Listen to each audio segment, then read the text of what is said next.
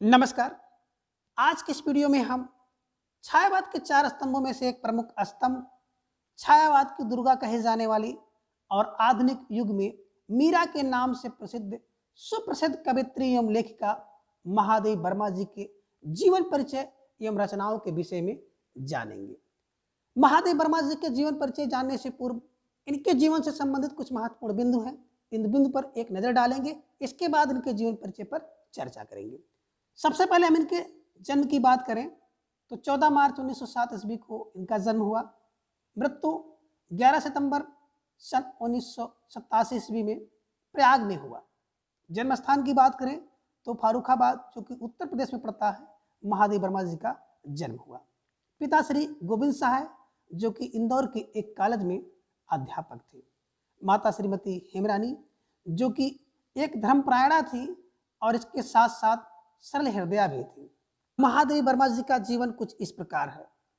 आधुनिक मीरा या आधुनिक युग की मीरा के नाम से प्रसिद्ध महादेवी वर्मा जी का जन्म 24 मार्च 1907 ईस्वी में होली त्योहार के दिन फारुखाबाद, जो कि उत्तर प्रदेश में पड़ता है, वहां पर हुआ था। इनके पिता श्री गोविंद सहाय जी इंदौर के एक कॉलेज में अध्यापक थे और माता जी एक सरल हृदया धर्मपरायण महिला थी। अर्थात आप कह सकते हैं कि बड़ी सरल हृदय की थी और धर्म में लगी हुई महिला थी।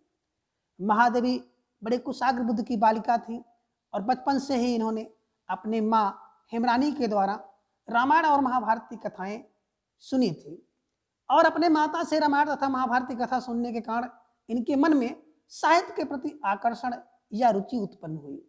फलतः इन्होंने क्या किया, मौलिक काव्य रचना बहुत छोटी उम्र से ही प्रारंभ कर दी।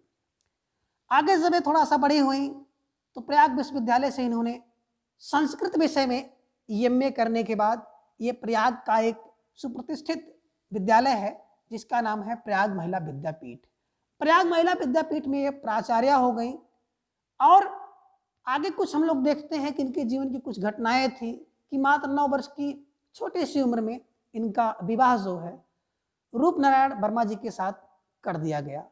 किंतु इन्हीं दिनों इनकी माता जी का स्वर्गवास हो गया था और जब इनकी माता जी का स्वर्गवास हो गया तो इन्होंने अपने जो पति थे, पेशे से डॉक्टर थे रूपनारायण वर्मा जी से इन्होंने क्या किया, तलाक ले लिया।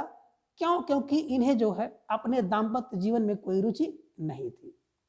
इनके जीवन पर हम लोग नजर डालें तो जीवन पर महात्मा गांधी जी का प्रभाव था और अगर कला साहित्य साधना पर अगर हम लोग नजर डालें तो कविंद्र रविंद्र जी का प्रभाव था। इन्होंने नारी को स्वतंत्र के लिए संघर्ष किया, परंतु इन्होंने कहा कि अपने अधिकारों की रक्षा के लिए नारियों का शिक्षित होना भी बहुत आवश्यक है। कुछ वर्षों तक महादेवी वर्मा जी उत्तर प्रदेश विधान परिषद की मनोनीत सदस्यता भी रही। दर्शन, संगीत और चित्रकला, इन 3 विषयों में इनकी बड़ी विशेष रुचि थी। भारत सरकार ने इन्हें पद्म भूषण अलंकार से भी सम्मानित किया।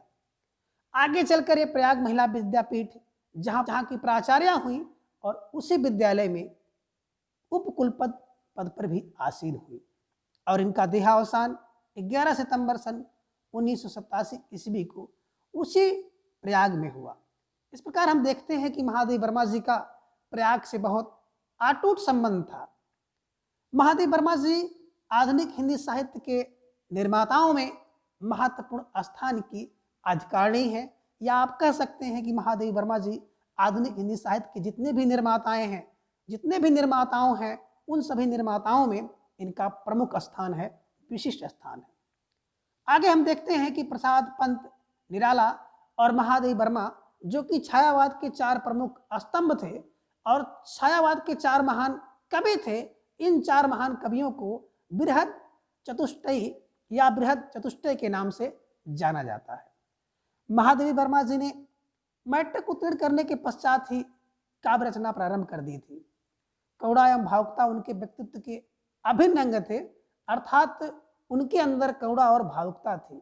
जहां एक और उनके काव्य में इन भावनाओं की अभिव्यक्ति हुई है, वही दूसरी ओर इनकी भावनाएं संपर्क में आने वाले पीड़ित एवं दुखी व्यक्तियों को भी प्रेम एवं सहानुभूति से प्रभावित करती रही हैं। इनके द्वारा रचित काव्य में रहस्यवाद, वेदना एवं सूक्ष्म अनुभूतियों के कोमल तथा मर्मस्पर्शी भाव मुखरित हुए हैं। इनकी रचनाएं सर्वप्रथम एक पत्रिका थी, बड़ी नामी गिरामी पत्रिका है, चांद पत्रिका, और चांद पत्रिका में प्रकाशित हुई थी। कभी कभी क्वेश्चन यहाँ से पूछ लेता है कि महादेव वर्मा जी के द्वारा जितनी भी रचनाएं थी वो सबसे पहले किस पत्रिका में प्रकाशित होती थी, तो चांद पत्रिका में प्रकाशित होती थी। और इनकी जो काव्यात्मक प्रतिभा है, इस काव्यात्मक प्रतिभा के लिए इन्हें शक्सरिया एवं मंगला प्रसाद पुरस्कारों से सम्मानित किया गया है।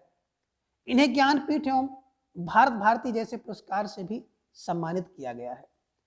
अब इनकी रचना के विषय में हम लोग थोड़ा सा जाने तो निहार, रस्म, नीरजा, सांध गीत, दीपशिखा, सप्तप्रड़ा, यामा तथा हिमालय। निहार महादेव वर्मा का प्रथम काव्य संग्रह है जिसमें कुल 47 गीत संकलित हैं।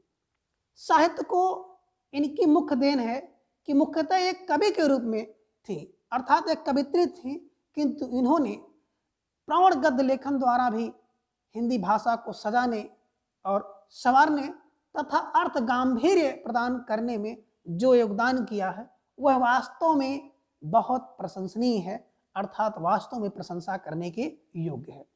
महादेवी जी ने गीतात्मक शैली में सरस गीतों की रचना की है जिनमें वेदना की मार्मिक अभिव्यक्ति हुई है।